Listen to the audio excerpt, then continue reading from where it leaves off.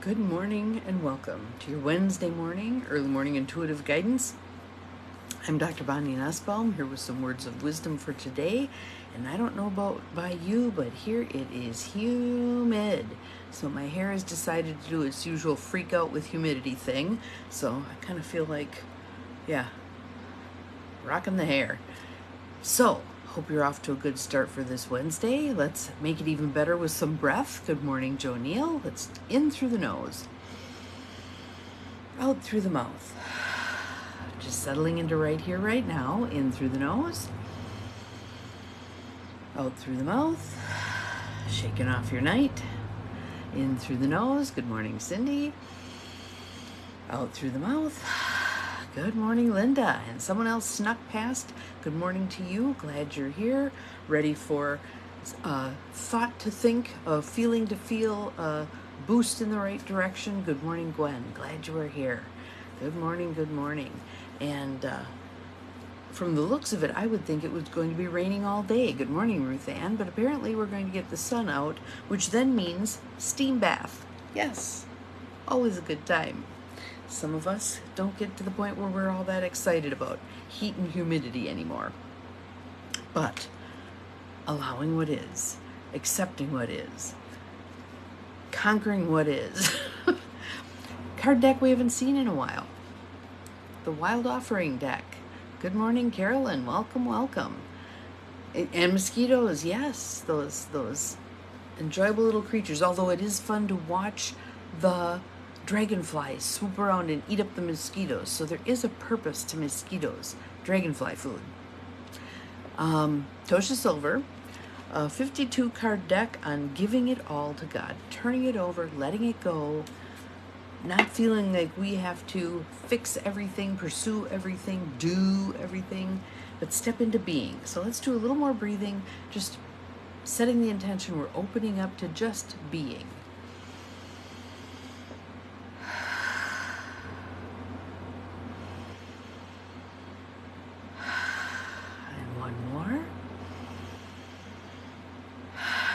Good morning, Janine, and our card for today is forgiveness, with some nice little pink poppies on there, orangey pink.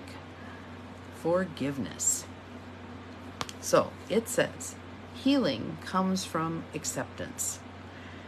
Help me, dear Lord, to fully accept what is, knowing that this alone will open me to the new. Good morning, Abigail. And isn't that true? This is a variation of that. If you keep staring at the door that has closed, you miss the doors and windows around you that have opened. You miss opportunity when you're so focused on what has elected to leave your life. Good morning, Angie. Glad you were here. Welcome, welcome. So, how much time? Just think about this. Regardless of what it is, let's say you lose a job. Let's say someone passes away.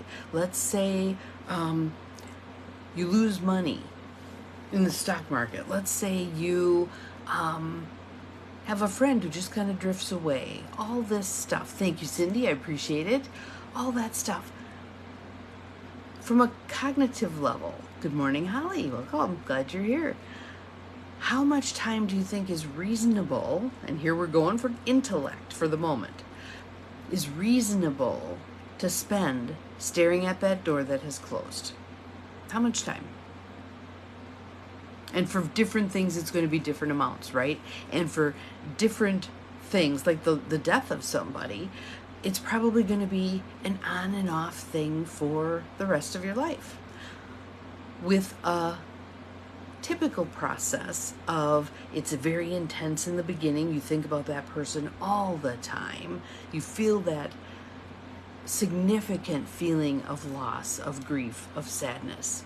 And as time goes along, good morning, Mel, some of the happy thoughts about that person come in, some of the fond memories come in, and there begins to be more of a balance to the tone of your thoughts about that person who's passed away. A normal part of the process is somewhere down the line you have a day where you don't think about that person. And then when you realize you haven't thought about that person, guilt kicks in, right? Not helpful, not helpful. It's okay. It's okay. Good morning, Deb. Glad you're here. Welcome.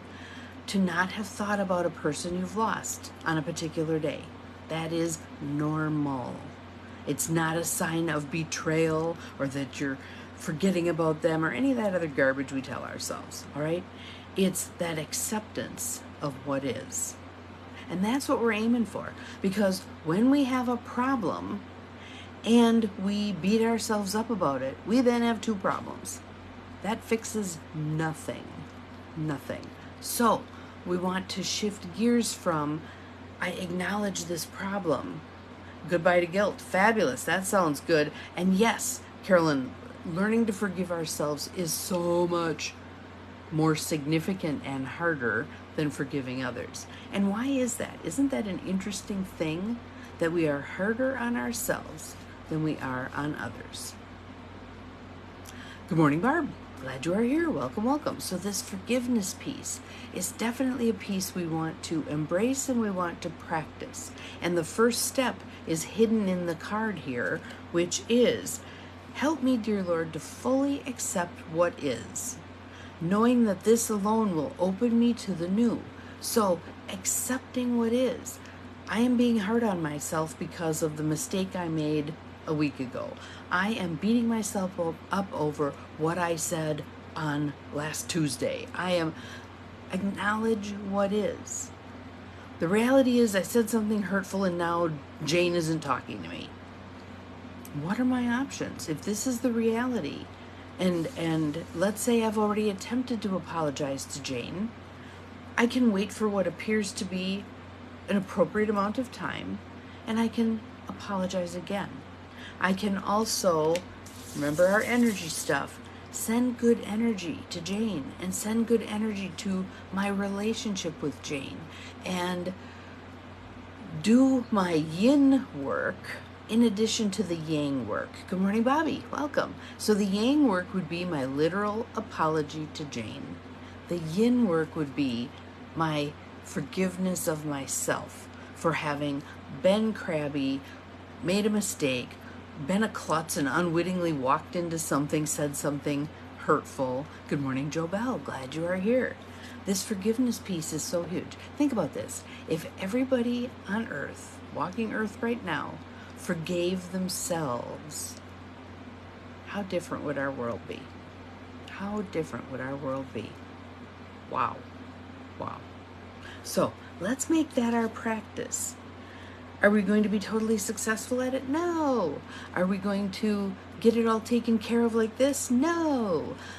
Are we going to make headway? Our relentless incrementalism, are we going to make headway on forgiving ourselves and therefore opening ourselves up to the new and to relationship with others, etc., either improving the ones we have or adding some new ones? So that's what we're going to be doing, forgiving ourselves through starting with accepting what is, acknowledging what is. No excuses, no armor, no sugarcoating, none of it. Just the reality of what is. And then we decide where we're going to go from there. That is your mission for today. Have an awesome day. We'll see you again tomorrow. Remember, you're capable of far more than you think you are, including forgiving yourself. Bye-bye.